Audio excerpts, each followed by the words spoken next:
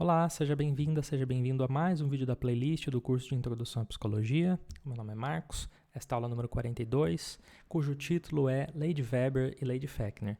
O meu objetivo vai ser apresentar as duas leis, apresentar as ideias básicas delas, fazer uma diferenciação das duas, até porque em algumas fontes aparece escrito Lei de Weber-Fechner com hífen como se fosse uma única coisa. Essas duas coisas não são sinônimos e o meu objetivo é tentar esclarecer um pouquinho qual é a diferença das duas coisas aqui no contexto de psicofísica. Então vamos lá.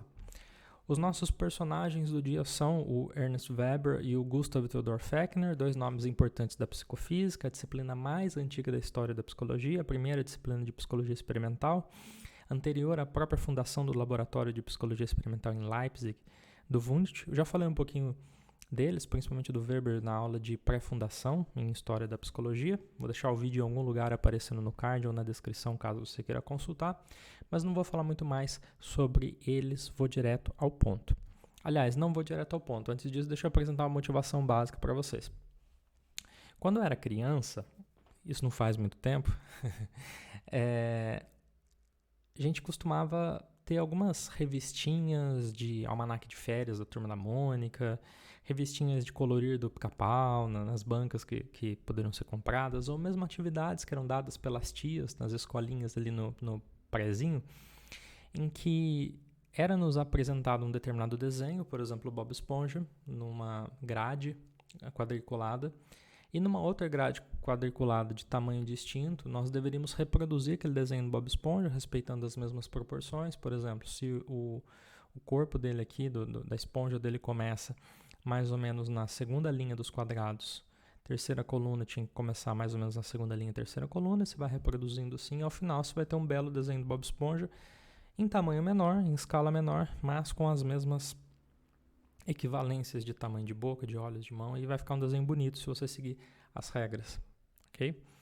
Mas eu não quero falar sobre desenho na aula de hoje. Eu estou trazendo esse exemplo porque é muito difícil falar de matemática num curso de introdução à psicologia, porque as pessoas já ficam com medo. Ah, não, matemática.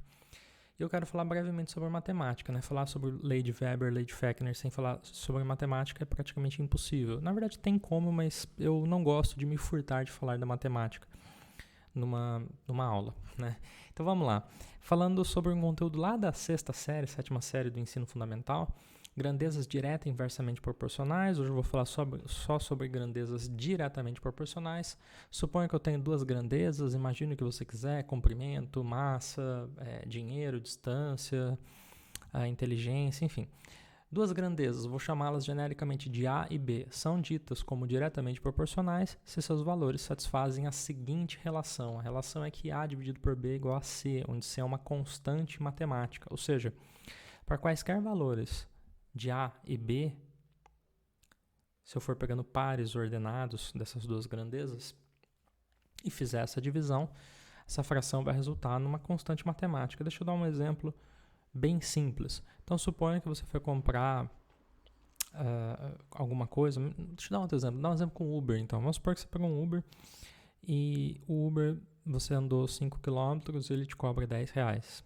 Né? Então, vamos dizer que o valor pago é o A e a distância percorrida é B. Então, você andou 5 km, pagou R$10, 10 dividido por 5 dá 2, ou seja, sua constante nesse caso, vamos ver se ela é uma constante mesmo, é R$2 o quilômetro. Esse é o valor da constante.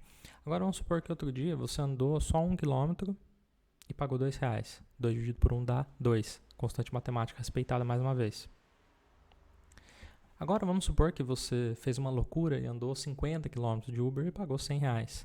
100 dividido por 50 dá 2 novamente. Então, nesse caso, nós poderíamos dizer que as grandezas distância e valor pago na corrida do Uber são grandezas diretamente proporcionais, porque à medida que uma aumenta, a outra também aumenta por uma constante de proporcionalidade igual a 2. Né? No caso, o aumento de A é o dobro do aumento de B. Se a gente inverter a relação e colocar B sobre A, nós vamos descobrir que o aumento de B é a metade do aumento de A, ou seja, se eu gastei R$100, significa que a distância que eu percorri é a metade disso, ou seja, 50 quilômetros no caso, ok? Mas vou chegar ao ponto do porquê que eu estou falando isso daqui, porque essa relação de grandezas diretamente proporcionais aparece na lei de Weber. Então vamos à lei de Weber. Suponha agora que eu estou fazendo um estudo com as pessoas, eu peguei uma preparação de café. A quantidade de pó de café para água é fixa. Ou seja, o café tem a mesma força, ele é tão forte em todos os meus preparos. Eu vou ter várias xícaras de café e todas são idênticas em termos da quantidade de água e de pó. No primeiro preparo, sem que o participante saiba, eu coloquei 5 cubos de açúcar. Mexi e ele tomou. Eu quero descobrir qual é a menor quantidade a mais de cubos de açúcar que eu preciso colocar numa segunda xícara de café para que esse participante perceba que tem mais, que está mais doce o segundo café do que o primeiro. Então ele tomou o primeiro café e ele falou, não está muito doce, ou está docinho, sei lá. Quanto que eu tenho que pôr numa segunda xícara de café para que ele perceba que está mais doce? Será que se eu colocar 6, ele já percebe? Às vezes 6 ele não percebe, às vezes ele trata 6 como sendo igual a 5, para ele é a mesma coisa. Né? Se eu colocar 7, se eu colocar 8, se eu colocar 10, se eu colocar 50. Mas se eu colocar 50, vamos dizer que ele perceba. Mas se ele perceber com 49 também, então 50 não é o meu menor valor, porque 49 ele percebe. Eu quero saber qual que é o menor valor de aumento, de incremento na quantidade de açúcar em relação a essa combinação, em que ele vai perceber que tem mais açúcar, né, que está mais doce. Vamos dizer, hipoteticamente, que esse número é igual a 9, ou seja, tem que pôr 4 a mais. Eu tenho que pôr os mesmos 5 cubos de açúcar no primeiro preparo de café e colocar 4 a mais. Agora o participante vai ter tomado uma xícara de café com 9 cubos de café e aí sim ele percebe que está mais doce do que com 5. Com 8 ele não perceberia. A partir de 9 ele começa a perceber. Okay? Agora vamos para uma segunda situação. Vamos dizer que eu dei para o participante uma xícara de café com 10 cubos de açúcar. Então essa, digamos, é a minha linha de base. Ele percebe que está bem docinho ali o café, está até um pouco doce demais. Quanto que eu teria que pôr a mais de açúcar, já que está bem doce esse café, para ele perceber que está ainda mais doce? Qual que é o mínimo que eu tenho que pôr? Aqui eu tive que pôr 4 a mais. Será que eu tenho que pôr 4 a mais de novo, ou seja, 14? Na verdade, não. Na verdade, seguindo essa regra aqui, eu teria que pôr 18, né? 5, 10, 15, 16, 17, 18. Ou seja, 10, os mesmos 10 e 8 a mais. Então, percebe o seguinte. Aqui eu tinha 5 e dobrei aqui para 10. No cenário 1 para o cenário 2. Quando eu tinha 5, eu tinha que colocar 4 a mais. Ou seja, eu tinha que colocar 80% a mais do valor inicial. 80% de 5 é 4. Então, eu tenho que pôr os 5 e mais 80%, ou seja, 9. Então, meu valor aqui constante seria 1,8. Né? Se eu multiplicar 5 por 1,8 dá 9. Aqui, se eu multiplicar 10 por 1,8, 10 por 1,8 dá 18. Então, note que o valor que eu tenho que aumentar não é absoluto, é relativo ao valor inicial. Interessante. O que nós temos então? Nós temos a lei de Weber descrita verbalmente da seguinte maneira: a capacidade de detectar a diferença entre dois estímulos depende da razão das intensidades desses dois estímulos. Ok? Então, se eu vou detectar ou não depende do valor que começou. Eu poderia pensar num outro exemplo. Imagina que você está no completo escuro ou num lugar que não está completo escuro, mas está um pouquinho iluminado. Se você acende um celular, se você liga um celular ali, a pessoa percebe, né? Agora imagina que você está no meio de um show com muita luz, um lugar extremamente iluminado. Se você ligar o celular ali, ninguém vai perceber que ficou mais claro o ambiente porque você ligou o celular. Agora, se você liga o celular num lugar que tem pouca luz, as pessoas vão perceber. Por quê? Porque a luz do celular, ela vai ou não ser percebida como mudou o ambiente a depender do estado inicial desse ambiente, se estava mais escuro, se estava mais claro. O Ernest Weber formulou a sua lei de uma forma verbal, uma descrição verbal. E o Fechner, que foi um discípulo do Weber, foi quem instanciou essa fórmula matematicamente. Então eu posso colocar aqui, lembrando, agora sim vai fazer sentido porque eu estava falando de grandezas diretamente proporcionais, eu tenho que a constante que governa a relação para eu detectar a diferença é uma razão do valor do estímulo inicial no denominador, estou colocando ele aqui, é o estímulo, e aqui esse delta é o estímulo e o quanto que ele precisa ser diferente, ou seja, é esse valor aqui mais esse daqui. Então, a gente já vai fazer o cálculo para ver como que fica isso. A gente coloca ΔE para dizer que é um valor de mudança, para eu detectar a diferença. Ou seja, é o menor valor necessário para que eu detecte a diferença apenas perceptível. Poderia pensar que esse é o valor do limiar diferencial. Lembrando que o limiar é o valor que é estabelecido em estudos psicofísicos, em que é o valor de intensidade do estímulo em que em 50% das vezes nós vamos detectar a presença de um estímulo no limiar de detecção ou a mudança de um estímulo para o outro no limiar de diferença.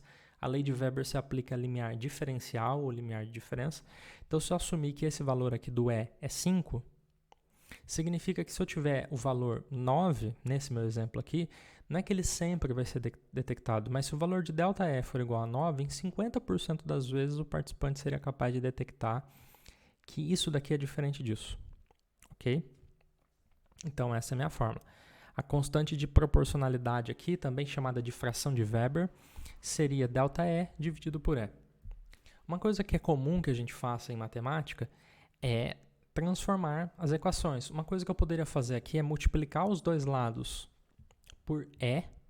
Então, se eu colocar aqui C vezes o E, eu tenho que fazer a mesma coisa do outro lado para manter a igualdade. Então, se eu fizer aqui C vezes E, vai ficar a constante vezes o estímulo. E se eu multiplicar ΔE sobre E por E, eu vou poder cancelar os dois S. Tá? Deixa eu mostrar isso aqui, que fica mais fácil de entender. Então, se eu multiplicar aqui C por E, vai ficar CE ou EC, tanto faz. E se eu multiplicar aqui tudo por E, eu posso cortar. E aí ficaria EC sobre ΔE. Como a matemática é comutativa, né? Eu posso fazer EC ou CE, eu posso mudar os lados aqui, isso é indiferente, é só uma outra representação da mesma coisa. Então, na verdade, o que eu tenho aqui também é que, uma vez que eu saiba, numa modalidade sensorial, vamos supor que a modalidade sensorial que eu estou falando é o paladar, e eu estou estudando especificamente o sabor açucarado das coisas. Se eu souber qual é a constante de proporcionalidade de um estímulo, e se eu souber qual que é o meu valor inicial, eu consigo calcular o limiar diferencial. A gente já vai ver isso, tá bom? Olha aqui, vamos pensar primeiro, vamos voltar para essa primeira equação aqui. Tá, antes disso, deixa eu só apagar aqui, porque acho que vai ficar mais fácil de entender se eu não tiver isso aqui. Ok, pronto. Ok, então o que eu tenho aqui? Se eu substituir esses valores aqui por esses valores, eu tenho 9 aqui no numerador, e aqui eu tenho 5 no denominador. 9 dividido por 5, se vocês fizerem a conta com uma calculadora, vai dar 1,8. Para eu saber se isso realmente é uma constante de proporcionalidade, eu tenho que fazer a mesma coisa aqui agora. Então, eu tenho aqui agora 5, 10, 15, 18, vou pôr aqui. E aqui eu tenho 10, 18 dividido por 10 dá 1,8, ok? Então, o meu C, eu sei que ele é o valor 8, tá? Identifiquei isso empiricamente num estudo, por exemplo. Só que tem valores que eu não estudei, então eu poderia pensar assim, e se eu pegar uma xícara de café e colocar 100 cubos de açúcar, né? Então, eu vou saber, nesse caso, seria mais fácil para mim trabalhar com essa equação. Então, eu sei que E é 100, eu já sei que C é 1,8. A pergunta é, qual é o valor mínimo que eu tenho que pôr de açúcar numa outra xícara de café para que a pessoa seja capaz de detectar em 50% das vezes que ali possui mais açúcar, que está mais doce do que a primeira. Então, eu posso multiplicar 100 vezes 1,8 vai dar 180. Então, eu teria que colocar 180 cubos de café. Claro que eu estou exagerando, colocando números absurdos aqui. É importante dizer que a lei de Weber é uma lei muito interessante, boa para descrever diversas relações, não só em psicofísica, ela é utilizada, por exemplo, em cognição numérica também, vou falar sobre isso em outro momento do curso. Só que a lei de Weber ela não costuma funcionar muito bem próxima do limiar de detecção, né? Então, se eu for para valores muito baixos ali, próximos ao limiar de detecção, ela não funciona bem.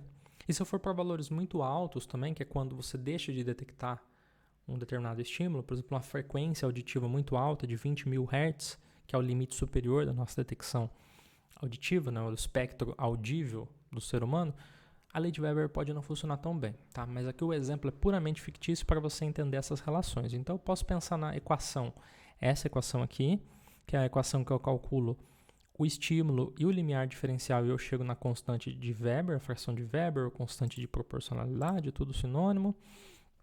Ou eu posso fazer uma transformação dessa equação nessa daqui, que é uma equação equivalente, só que aqui eu estou resolvendo a equação para o C, ou seja, eu sei o valor do limiar diferencial e o valor do estímulo, eu quero saber qual que é a constante de proporcionalidade. Aqui, no caso, eu sei qual é a constante de proporcionalidade, qual que é o estímulo, eu quero saber qual é o limiar diferencial, né? Eu poderia ter uma terceira equação aqui, caso eu quisesse, em que eu teria o limiar diferencial, a constante de proporcionalidade, e quero descobrir qual é o valor inicial do estímulo. Mas aí não faz tanto sentido assim, mas poderia fazer também matematicamente, ok?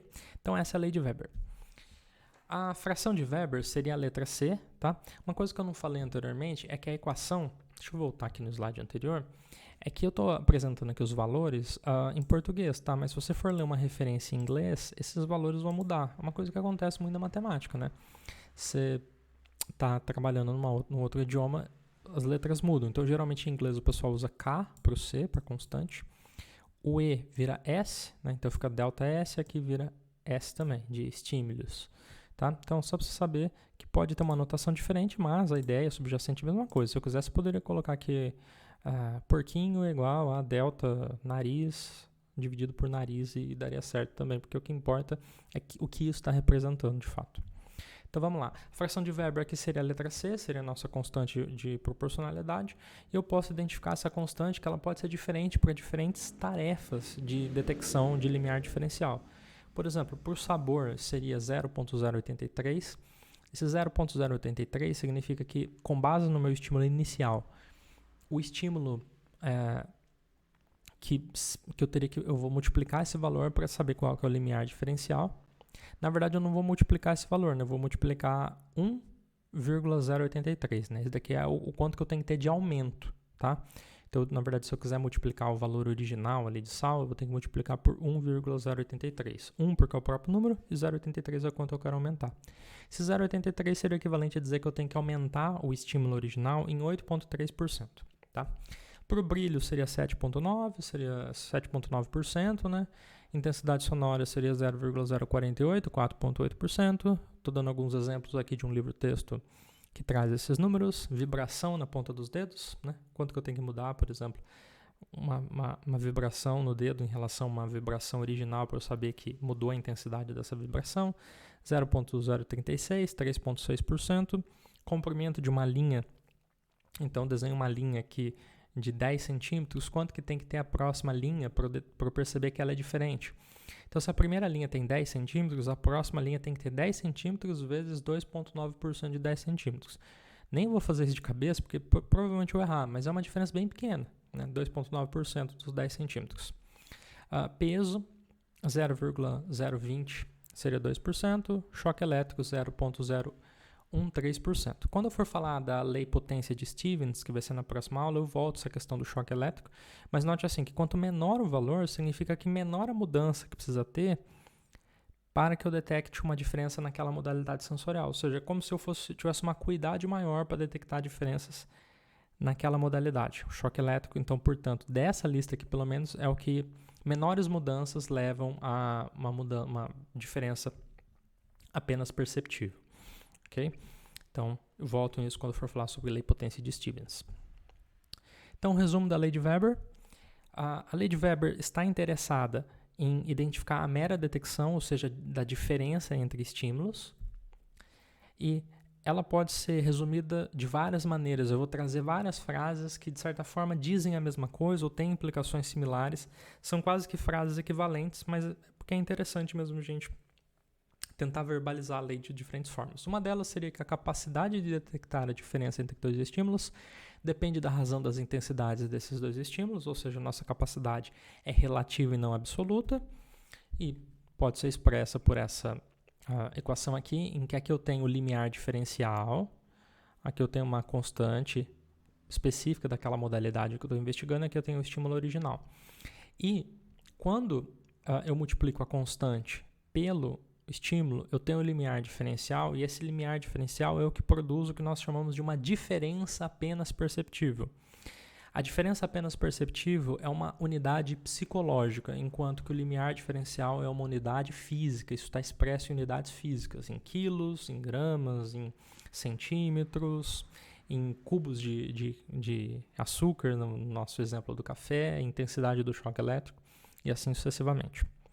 Outra maneira de colocar a frase que vai descrever a lei de Weber: a diferença apenas perceptível é sempre uma fração constante da intensidade inicial do estímulo. Ou seja, o quanto precisa ter de diferença entre as duas coisas em termos de fração, né? Não é isso menos isso, é o limiar diferencial dividido pelo estímulo original é um valor constante, né? Que é a ideia das grandezas diretamente proporcionais que eu trouxe no começo quando eu falei sobre desenhos.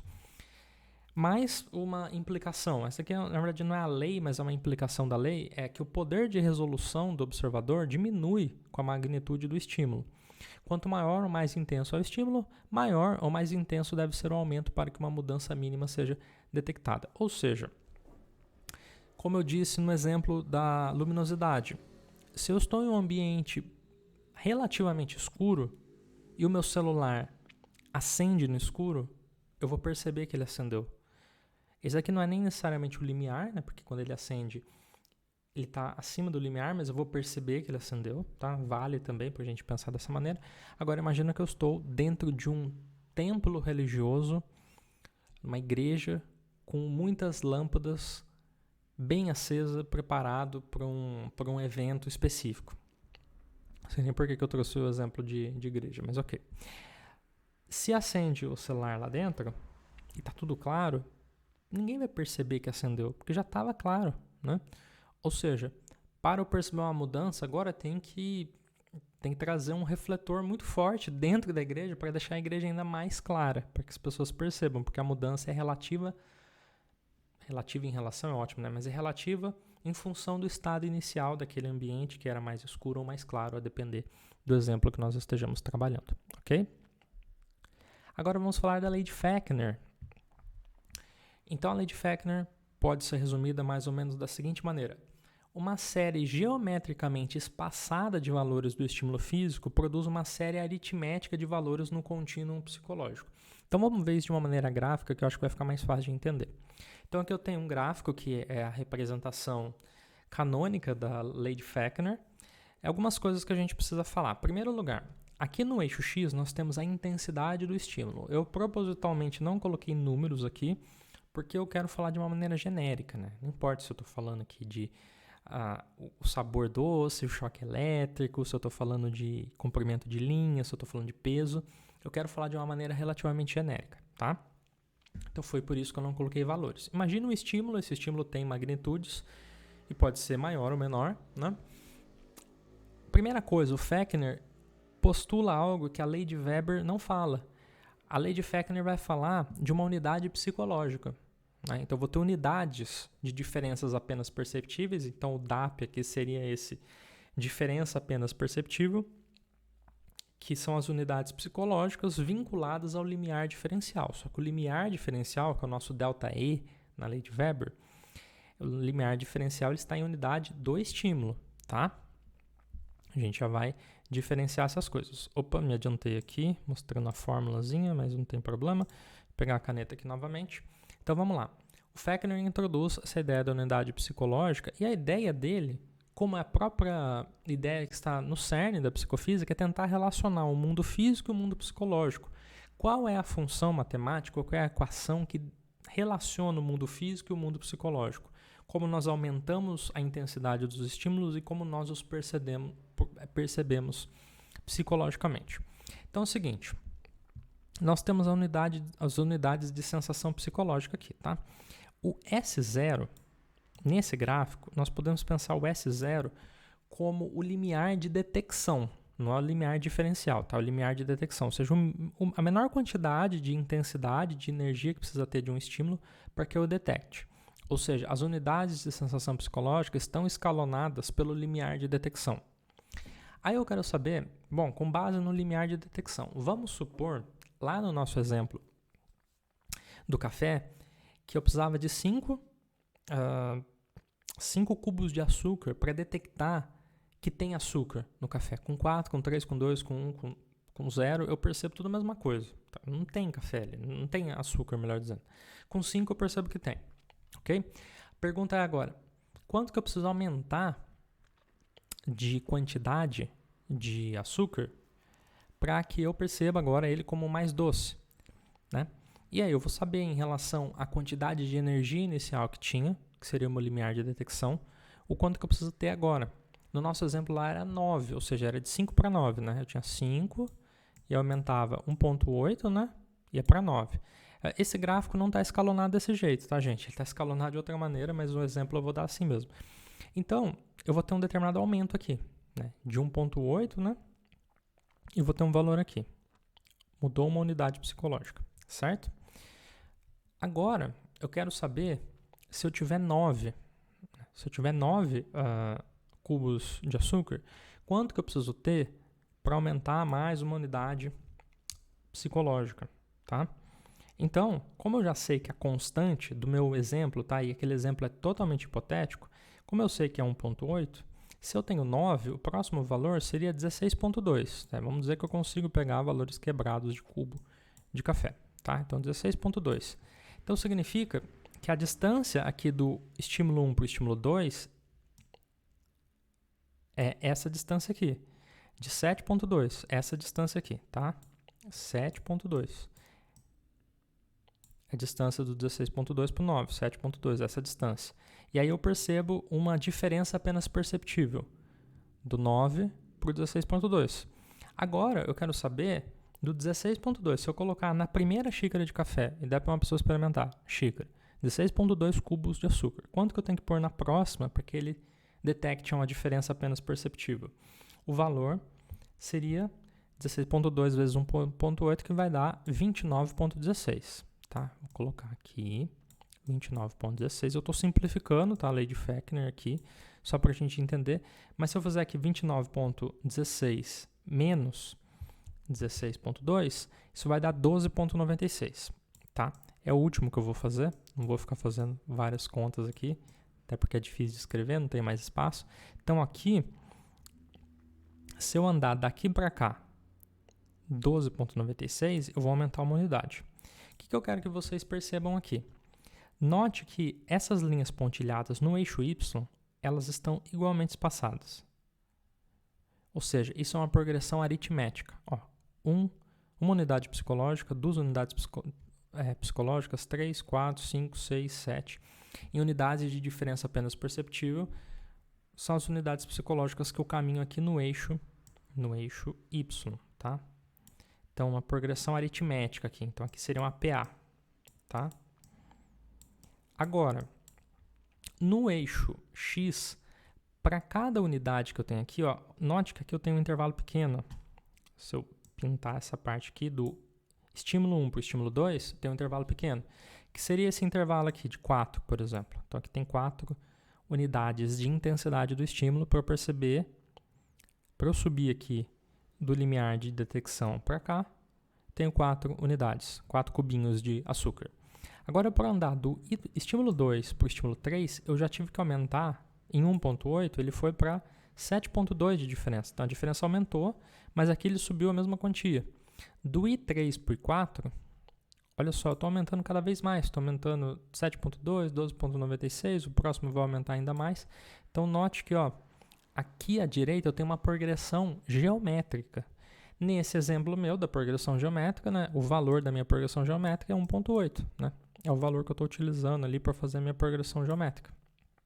Dos valores para irem progredindo. Né? Meu fator multiplicativo na progressão geométrica é 1.8. E aqui o valor está subindo numa progressão aritmética. E é por isso que a minha curva não é uma reta. Né? Se ela fosse uma reta, poderia ser assim, talvez, do jeito que eu estou fazendo aqui. Ó. Olha uma reta como que seria. Não uma das mais bonitas. Mas quais são as implicações disso? Deixa eu apagar um pouquinho algumas coisas aqui. Acho que essa curva eu posso apagar. Ok, apagar um pouquinho aqui. Então a ideia básica, vamos ler novamente a frase que agora vai ajudar a gente a entender, depois de ter desenhado um pouquinho aqui. Ler novamente, uma série geometricamente espaçada de valores, ou seja, o eixo X que anda numa progressão geométrica, deveria ter colocado aqui, que aqui eu tenho uma PG,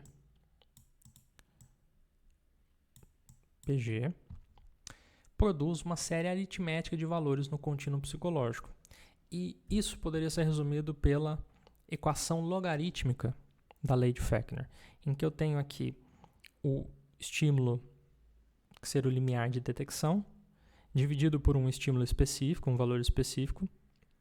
Eu calculo o logaritmo dessa fração, multiplico por uma constante de proporcionalidade e isso vai dar as minhas unidades de sensação psicológica. Então, isso daqui é novo, não tinha na lei de Weber. Weber não coloca uma variável psicológica no seu modelo. O seu modelo, a ideia da lei de Weber é expressa totalmente em função de variáveis físicas do ambiente, não variáveis psicológicas. Na lei de Fechner eu tenho essa variável. E diferente da lei de Weber, que tenta descrever apenas uma fração, a lei de Weber tenta descrever essa fração aqui, ó. Que aqui a propósito eu coloquei S, mas eu poderia ter colocado E, né? O ideal seria eu ter colocado E, é porque eu peguei de um artigo e acabei me confundindo aqui, mas aqui eu poderia colocar E também, que aqui é equivalente, tá? O E de estímulo em português, o S de estímulos em inglês, tá? São valores equivalentes. Então, enquanto a lei de Weber foca em tentar identificar a constante que relaciona a magnitude do estímulo e o limiar diferencial, que gera uma sensação, uma diferença apenas perceptível, a lei de Fechner tenta mapear essa relação em todo o contínuo do espaço do estímulo físico, né, no eixo X, introduzindo o estímulo psicológico às várias unidades de diferença apenas perceptível, ou seja, de unidades psicológicas. Então, quando a gente mostra matematicamente a lei de Fechner, fica muito abstrato, principalmente para quem não tem o treino matemático, olha aquela curva e não consegue ver onde que está a relação de progressão geométrica, de progressão aritmética, a função logarítmica, né, a equação logarítmica pode assustar um pouco. Deixa eu me dar um exemplo aqui. Peguei esse exemplo da Wikipedia e acho que ajuda bastante a entender. Então, eu tenho uma série de círculos aqui. Aqui estão os tamanhos desses círculos, né? 10, 20, 30, 40, até 70. A impressão que nós temos, ou seja, a nossa sensação psicológica, é de que o aumento daqui para cá é muito grande, mas que o aumento aqui dos 60 para os 70 é bem pequeno. Ou seja, a sensação que a gente tem é que conforme vai tendo aumentos aqui, esse aumento daqui para cá é bem menor do que daqui para cá. Aqui aumentou muito, aqui dobrou o tamanho. Aqui não... Aqui está aumentando menos, né? Não está aumentando 10. Apesar de estar aumentando 10 objetivamente falando, aqui não está aumentando de 10 em 10. Parece que está aumentando cada vez menos, né? Que é aquela ideia que eu falei anteriormente, que o valor é relativo, né? Para eu perceber um aumento dos 60 para os 70, que seja análogo, psicologicamente falando, em termos de sensação, ao aumento do 10 para o 20, talvez eu teria que aumentar mais aqui no 70. Ok? Então, a nossa sensação psicológica não corresponde ao estímulo físico. Agora vamos ver um exemplo que mostra exatamente a lei de Fechner. Aqui eu tenho os aumentos. Esses aumentos são numa progressão geométrica dos estímulos. E olha só que interessante. Quando eu faço um aumento dos estímulos em uma progressão geométrica, então aqui ele aumentou 40%, e aproximadamente 40% ele está aumentando aqui de um estímulo para o seguinte, né? Então, 14 dividido por 10 dá 1,4, ou seja, aumentou 40%. Se eu fizer 20 dividido por 14, vou até fazer aqui na minha calculadora, 20 dividido por 14 deu 1,43, né? Arredondando, esses números estão arredondados também. Se eu fizer 27 dividido por 20, dá 1,35, então está dando ali aproximadamente 40%. A sensação que nós temos agora é que agora em que a progressão dos estímulos é geométrica, nós temos a sensação de que o aumento daqui para cá, do 10 por 14, em termos dos círculos e não dos números, esse aumento para esse aumento é análogo a esse aumento para esse aumento. Ou seja, agora que eu escalonei os meus estímulos em unidades geométricas, a minha sensação psicológica aumenta aritmeticamente de um para o outro. O aumento daqui para cá é percebido como um aumento qualitativamente, fenomenologicamente similar a esse, desse para esse, desse para esse, desse para esse, assim por diante. Então aqui a lei de Fechner expressa na sua maneira mais simples, sem utilizar muito de fórmula matemática. Para finalizar, um resumo da lei de Fechner. A lei de Fechner se dedica a apresentar a dinâmica global de processamento de magnitudes perceptuais, enquanto a lei de Weber se foca na questão da detecção, né, detecção de diferença, do limiar diferencial. Aqui eu quero mapear o plano cartesiano que descreve a relação entre intensidade do estímulo e sensação psicológica. Para isso, o Fechner introduz uma nova variável em seu sistema, que é a sensação psicológica subjetiva. é escalonada em unidades de diferenças apenas perceptíveis, representada pela letra psi.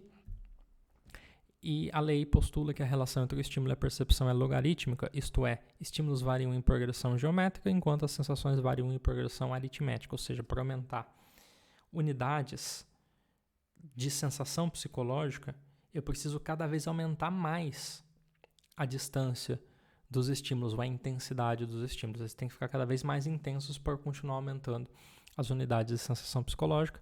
Isso é descrito por essa equação aqui, que seria a representação canônica da lei de Fechner. Lembrando que aqui eu coloquei em inglês, né? Acabei colocando K ao invés de C e coloquei S ao invés de E, mas a lógica é a mesma, só mudam as letras, a notação, se está em português ou em inglês, mas é exatamente o que nós falamos anteriormente. Para finalizar, eu quero apresentar outros recursos, caso você queira aprender mais sobre o assunto. Eu recomendo muito o site do professor Rui, o Eu Percebo, que é do laboratório que ele coordena. Lá tem textos extremamente didáticos, são textos curtos, textos breves, muito mais objetivos, inclusive, que o meu vídeo. Dois deles são esses daqui, de percepção de psicofísica clássica 1 e 2, as leis de Weber e lei de Fechner, textos distintos, publicados pelo professor Leonardo Gomes Bernardino, muito didáticos, nos quais eu me baseei também para construir essa aula. Também recomendo o canal do Lucas, né, Leituras do Lucas, em que ele fala de teoria de detecção de sinal, lei de Weber, sensação e percepção. Então ele tem vídeos muito mais objetivos, diretos ao ponto que o meu, que são muito úteis para entender também essas ideias. Também recomendo o canal do professor Rui, o canal Eu Percebo, que é o mesmo professor coordenador deste site. Então ele tem aula lá, um curso completo de psicofísica. Tem a aula 2, que ele fala de limiares e métodos psicofísicos, e ele apresenta um pouco essas ideias em mais profundidade do que eu.